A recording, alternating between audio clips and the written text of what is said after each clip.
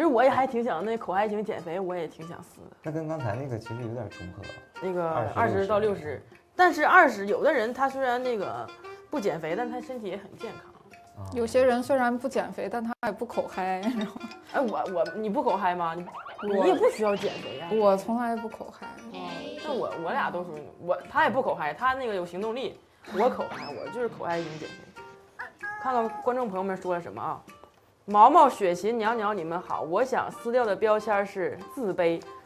上大学以来，我就一直处于焦虑和抑郁的状态，根源就是皮肤不好。我在大学之前就因为肤色黑，一直留着厚厚的刘海，眼镜也从来不敢摘。高考之后，我下决心改变，因为迫切想要变白变美，尝试了各种不知来历的美白产品，导致皮肤屏障受损。不仅皮肤黑的问题没有解决，还烂了脸，心态更加崩溃。走在路上，只要和人对视，就怀疑对方是在看自己的脸，也没有办法参加校园活动，下了课就回宿舍一个人待着。真想改变现状，所以我非常想撕掉自卑的标签。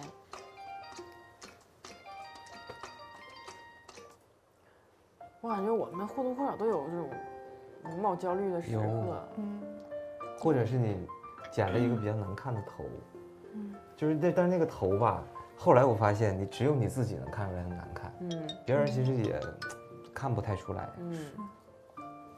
而且有时候你脸上有一些那种小的瑕疵，但可能别人看习惯了，就是你，其实他不会因为你的五官上不符合什么3庭5眼的比例，就觉得哦你不正常。其实别人不会想这么多。我有一段时间上大学的时候，我先把这个撕掉啊。我有一段那个时间上大学的时候，也为容貌就挺，咋说呢？在咱们学校那种地方，你们学校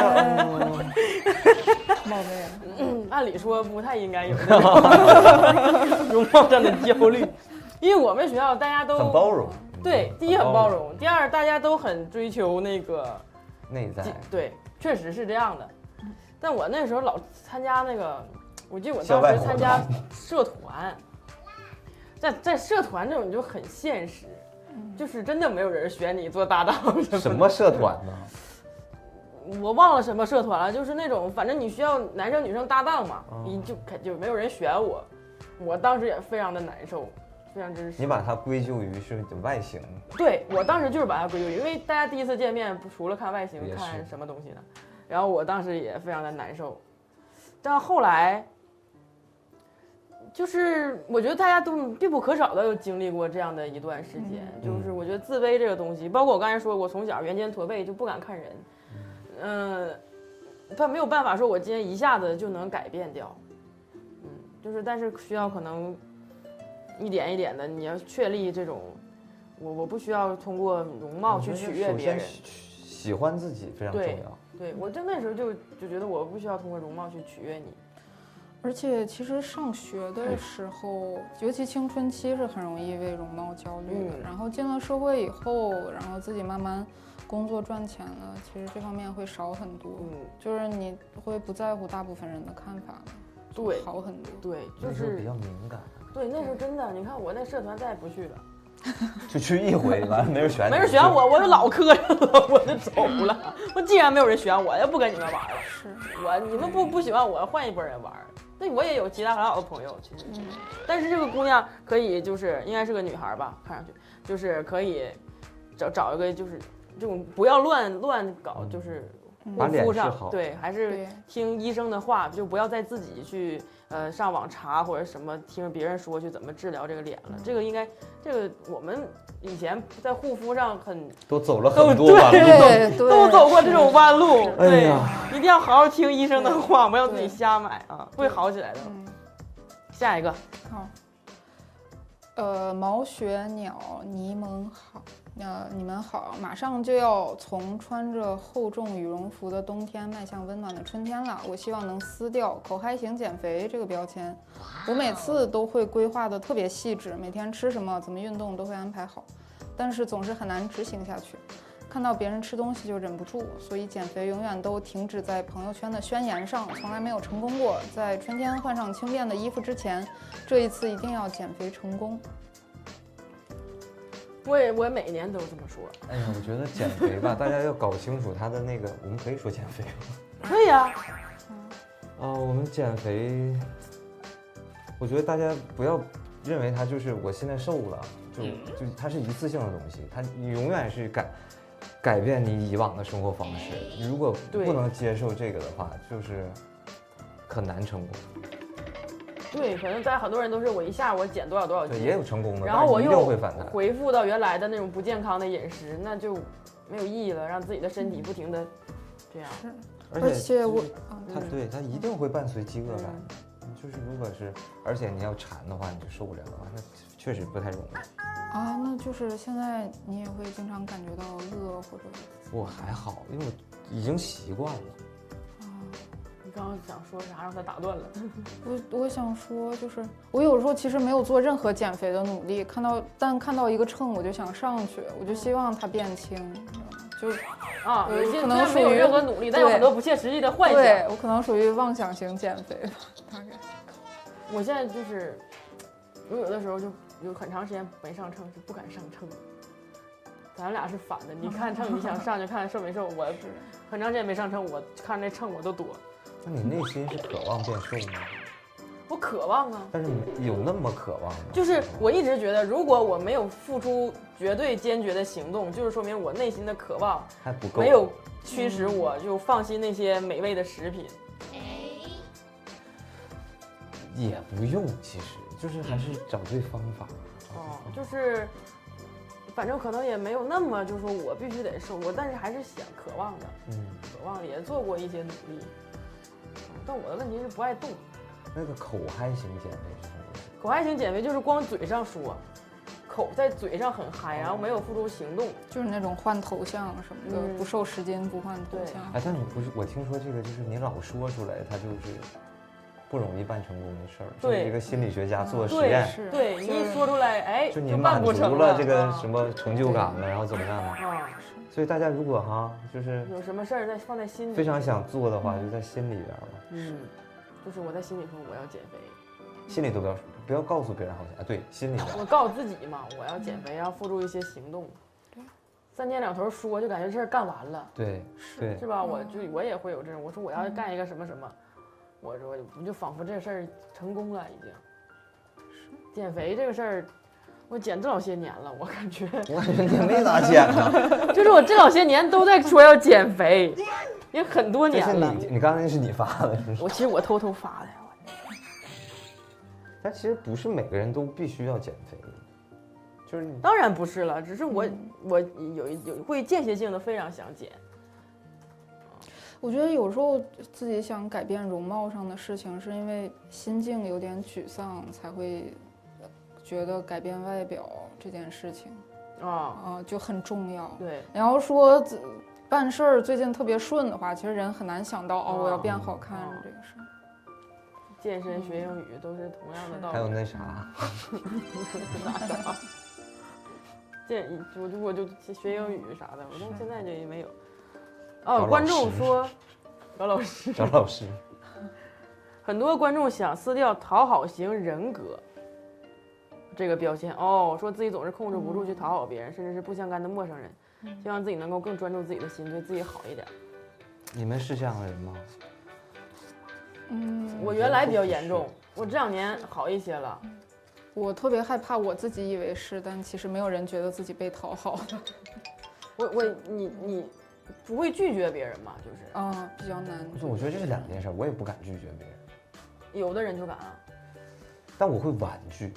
那你就是敢，但我是会拖到这个事儿实在办不成了。那也是一种拒绝策略。我不会说不行，受不了。我就有见过就不行的，就很直接说，哎，我去，就比如找你吃饭，你这样非常不想去。你说，哎呀，我有点事儿。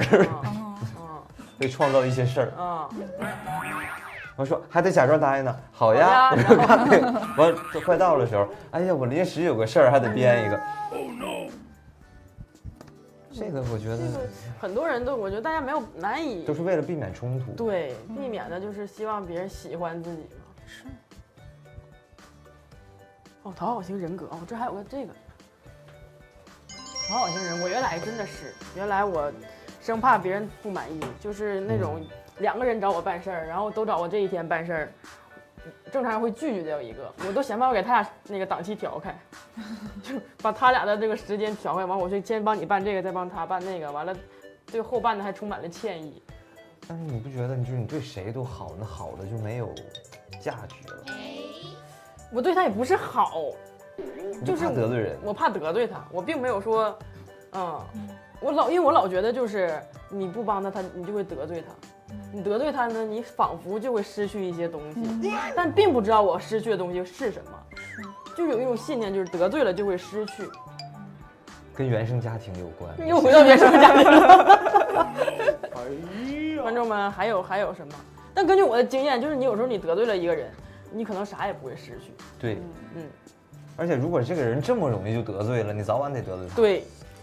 我说他这么容易得罪的一个人，他能让你失去的东西也未必那么珍贵。当然不是说无理拒绝啊，咱说就是就怕那个合情合理的啊，咱们说的是。下一个你念下一个。好，毛毛雪琴袅袅，你们好呀！我想撕掉退堂鼓表演艺术家，只要领导给我派很重要的活，我总想临阵逃脱，觉得自己难以面对压力，总是打退堂鼓。但是我也知道。领导是相信我，所以我希望撕掉它，能坚定不移地往前冲。这个我觉得有点凡尔赛，就是打退堂鼓嘛。你会吗？也会啊。那领导都相信你了，你也不一样，那就责任更大了呀。那这样领导不相信您，只是给自己丢人；领导相信您，你还给领导丢人。那万一因为这次领导以后再也不相信你了，怎么办？你看看，那就不去不是更那个吗？那是态度问题了，就变成。那你就失去了升职的机会啊。升职加薪的升职吗？啊，不然呢？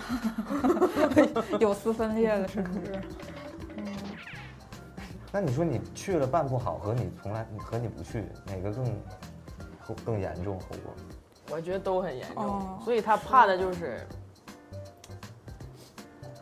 他可能这个你就应该倒在那个岗位上，证明我确实不行。因为我之前每次遇到这种压力先答应要去了的，然后我就发现这压力很大，我就真的就是会说我不想干了，我就有时候碰到很不想干的工作，我就会期待一个不可抗。对，我有一次就是说这个航班能不能就是取消呢？然后就说能不能就是我。就去不了了，就是我就是隔在这儿了。我有一次最严重的，那是啥来着？我说那个我这好像要干啥，完说不行，你去不了了，你现在没有办法，除非你身体上有什么毛病。我说那我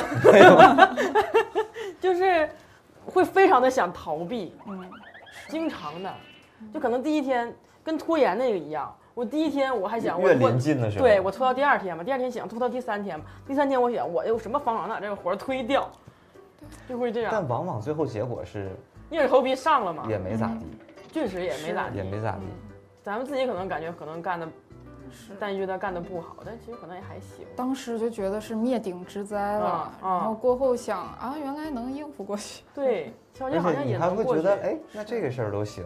对，我是不是还可以做更难的？他就有一个参照了，你下一个就会想，上次那个其实也没咋地，那我这个还是去吧。对，对，而且既然人家都信任到你了，说明，就有的时候就是大家不太相信别人的相信。对，但其实他既然能够相信你，就是你身上一定有他觉得你可以完成这个任务的，或者就他觉得你尽力了，哪怕完成不了也没事儿，他能承担这个后果。你要相信领导的判断力，我现在也就感觉，就是我有时候相信别人的判断力，就以他对你的了解，他都觉得你能干，说明你能干出来那个成果在他的预期内。是，他可能就想要一个60分的东西，你考那个70，你自己觉得不行，人领导心里满意了。相信领导，相信的力量。对。我把这个也撕掉一下，退堂鼓表演艺术家。还有什么？哎呀，来吧。毛雪鸟，你们好。哎呀，我最想撕掉的标签是恋爱脑。我为了我男朋友从一线城市放弃了我喜欢的工作，辞职回到了家乡的小县城。回到小县城后，不仅工资大打折扣，男朋友还出轨了。哎呦我的妈！我要撕掉这个标签，真的不想恋爱脑了。你撕掉吧，我觉得。我觉得你已经撕掉了。支持你，你撕吧，你这都这样了，应该不能再恋爱脑了吧？恋爱脑，有的恋爱脑是那种没有涉及到轻微的，就是没有涉及到什么对人生的损失的，对。但有的恋爱脑到影响自己的人生，甚至就是巨大的人生抉择都要依靠恋爱，被恋爱左右，我觉得就不太合适了。我觉得也是大家受那个影视作品的影响，就觉得为爱走钢索，爱情一定要那样，什么轰轰烈烈的，什么在大雨中跪着，恨不得满地爬，谁会满地爬呀？《盗墓笔记》就强调一个惨，完了我得为他去什么异国他乡，恨不得就是对为他牺牲卖血怎么地的，你就最惨的那些事儿，然后只是因为爱情，我爱他，这爱是那么能够解释一切的东西吗？它是最重要的吗？它比我所有东西都重要吗？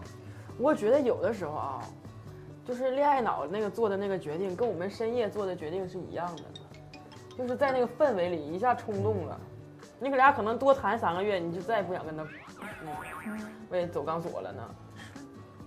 为爱走钢索。为爱走钢索。你恋爱脑吗？你看上去很理智，在恋爱这个事情上，可能也是比较少恋爱脑的机会吧，所以就我是这样的，我也没有什么恋爱的机会，但我仍然恋爱脑，就我非常渴望这个爱情。我也就是对，经常沉浸于一些幻想。你就幻想啥呀？就是往地上爬，一些恋爱脑的机会什么的。但是现实生活中比较难这样。你想象的时候，就是爱情总体是那样，但它落到一个人身上，它就是各种各样。对，有时候确实会对某一个人的一些非常细小的行为过于的在乎。但是就是可能是那个激素还是什么，就是那劲儿上来了，然后等那劲儿下去，可能就不这样。真的是，我觉得不可能一个人长时间的都处于那种高度的兴奋的多巴胺分泌，我为他付出，那除非是被 PUA 了。是也有可能，就是你有的时候你一下上那个头，但不要在这个时候做任何的决定，甚至建议话都不要说。就是人在最容易做出承诺的时候，也最容易做出一些不理智的决定。对，而且就是你恋爱脑经常就是别人看你看得非常明白，对，就是你身边的朋友都知道你在依据一些根本不能作为依据的理由来爱他，然后你以为他也是这么爱你的，其实并不是。我有一阵儿就是谈恋爱的那阵儿，我的朋友们偷偷成立了一个群，叫阻止李雪琴恋爱什么协会。对，就他们几个人每天在里面商量，怎么让我就是停止这段恋爱，怎么办？不告诉我，然后每天在那儿，因为里面包括我的室友，然后我经纪人、我助理，他们仨总有一个人会跟我保持这个近距离的，然后每天他们仨在里面互通有无，我今天干了什么，然后要不要阻止什么的。那后来这个成功了吗？后来他们仨没读，后来我自己就分手，还是得自己那个。对，就他们外人，他只能说你。我室友那阵，甚至就是你要是敢跟他好，咱俩就绝交。就他已经严重到这种程度了，他觉得这个人太烂了，那我都没有那啥，我就你说哎呀，还有世俗的反对了，那我对，我说那我就必须得跟他在一起了，你们都反对，爱的更可贵了，是这样的，就感觉我就是咱俩就是三五郎天地合了，不被人理解的爱，就是特别我要奔赴他，咱俩就是与世界为敌，是啊，是那种上头的时候，但后来你再回去想，太虎了。那这个东西是能吃一堑长一智吗？还是到下一个人有不同的？绝对能吃一堑长一智。我吃了那个堑，我后面的我就长一智了。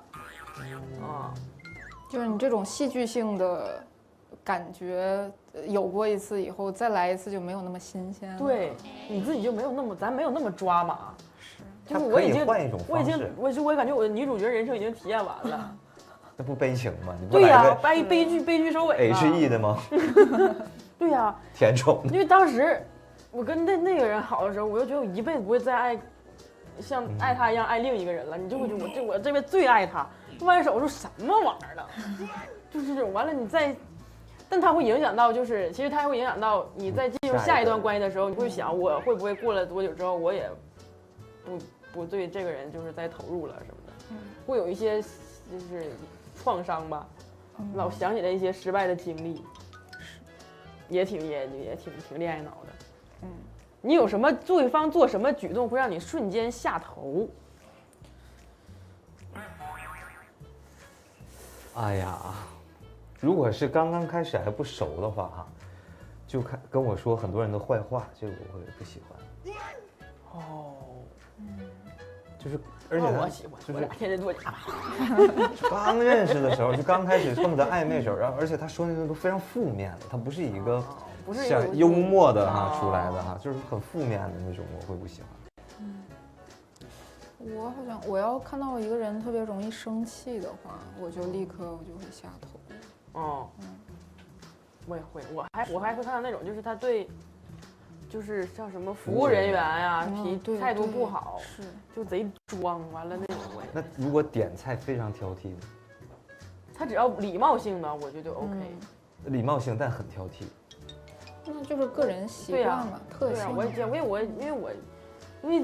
我是每一个菜都有要放和不要放的东西。那我还行，因为他个人口味嘛。对。但他我也喜欢吃啊，他这一个礼貌性的，我就觉得，但他如果态度很恶劣，就不行。礼貌但事儿多就可以。对啊，礼貌，他礼貌呀，至少他没有影响到别人的心情。当然可能使别人不礼貌了。他这个，还有个我觉得，好容易，我们其实很容易就一下子就不喜欢了。比如说那个，你喜欢的也太肤浅了。哎呀，我觉得还是挺容易的，因为他有的时候待人接物的那个管中窥豹嘛，就那种感觉啊，就是啊，如果对方有流露出特别谄媚的神色，我也不喜欢啊，就是他第一个站起来给领导敬酒，对，是吧？那完了，我再也不爱他了。我这种我就那个笑容之灿烂，是不是让你觉得这是谁？对，饭桌上他第一个站起来给领导敬酒，我马上也不喜欢他。怪不得没有对象，事儿太多，好生气的也不行，谄媚的也不行，完了那个事儿多的也不行，跟说别人坏话的也不行，那得啥样行啊？只能养宠物的。宠物，我对宠物也有点挑剔，宠物不懂事儿，心里也在自己身上找点原因吧，我们找点，确实还太挑剔了。你会希望自己的另一半是恋爱脑吗？也不太不希望，压力会很大。对，就是可能会把，可能就会容易。他的生活就是跟你处对象。那我要是很闲的话，我也愿意。就是比如说那个，咱俩都有那个花不完的钱，完一天啥事儿没有，完咱俩都恋爱脑，互相就有对象，那也挺快乐。是，那我要是生活要工作完了要应付给领导敬酒啥的，我没有办法，就是说让你俩对着敬呗，你带他去，咱俩不一样，我就没有办法接受你的生活里只有跟我搞对象这一件事了。哦，撕掉了是吧？下一个，这个撕掉。你们好，你念一下。你们好，我看到有一个标签是电子保安，这就是我本人，我要撕掉它。我每天都打开手机，在各大软件冲浪，平均20分钟就要看一次，浪费了很多时间，又沉浸在其他人的动态里不可自拔。我希望摘掉这个标签，用这些时间做些提升自己的事情。这个电子保安我是第一次听，电子保安就他老上网巡逻吗？那意思是就老看别人干啥呢？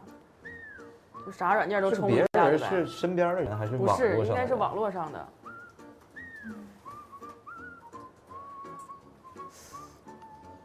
你们有会吗？我倒是会看那个平台，各个平台，但是也不会说因为是没事儿干的时候才看的，不会说定期就看。对，我也，因为他说他平均20分钟就要看一次，那有点多了，有点多了。对我那些一堂课得看2次的。那还得是40分钟的课。那咱高中生啊，高中生，大学的课时间还长呢。对呀，我现在不怎么太看了，我已经很久，不过早上起来看一下。我已经很久不怎么看那个，我会看朋友圈现在。我之前不是关闭朋友圈了吗？然后我最近发现，我又把朋友圈打开了。第一就是我发现，我的朋友圈们就是他们会提炼一些正在发生的东西，就是能保证你可以跟上这个信息更新的速度，然后就可以省去我那个就是刷各种平台的那个时间。我就可能我起来之后我就看朋友圈大家在探讨聊什么，然后我就不看了。而且我就感觉那个网络上的世界，你其实不知道那些信息对你的生活一点影响都没有。你知道的多了反而容易影响。是，而且就不知道这些信息，我们也可以活得很好，就是正常的生活。对，好像你看了之后，好像哎这事儿跟我有关系似的，其实没关系。产生一些不必要的情绪波动，影响了现实生活。而且确实就是你刷来刷去，确实就是有的时候你也不知道为啥要去刷，就是想接收点信息，闲着。但我有的时候就是，我化妆的时候就会刷一下。我也是。对，因为化妆的时候吧，你干别的吧，又没有办法专心。是。然后因为化妆老师在这扔来扔去的吧。你也看不着别的玩意儿了，然后就是刷一刷这种社交的。是。没有了，那就感谢大家的分享，然后希望大家能够多多点赞、评论、转发支持我们，感谢各位啊！我们还有2个，口饭也减肥啊，都撕掉了，都撕掉。对，让我们把这些所有的标签都撕掉。希望撕掉这些标签之后啊，大家就彻底的通透。不是看着是挺敞亮，啥也没有哈。那我们下一个环节是什么呢？下一个来听那东北味那个。您有一条银信件，回复欢迎光临302即可查收。欢迎光临302。欢迎光临302。在撕掉烦恼之后，这一环节希望大家能够回归本心，着眼当下，重新为自己赋能。正式开始之前，请3位嘉宾共同完成一个小游戏——优点大比拼。游戏规则：3人轮流说出自己的优点，且该优点需要有理有据。